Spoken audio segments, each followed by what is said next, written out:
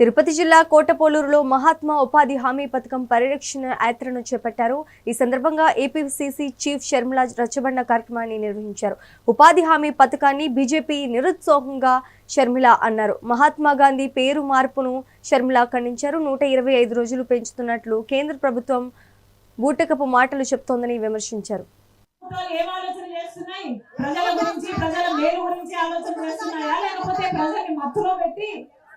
పరిపాలన చేసుకున్నాం, వాళ్ళ పార్టీ వాళ్ళు లూటీ చేసుకున్నామని ఆలోచన చేస్తున్నారా?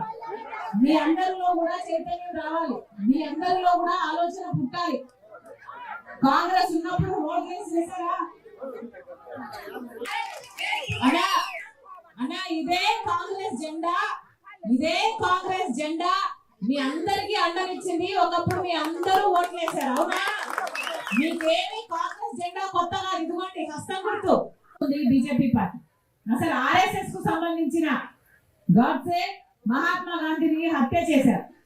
అలాగే మహాత్మా గాంధీ పేరు పెట్టుకున్న ఈ ఉపాధి హామీ పథకాన్ని బీజేపీ నాయకుడు మోడీ హత్య చేయాలని చూస్తున్నారు.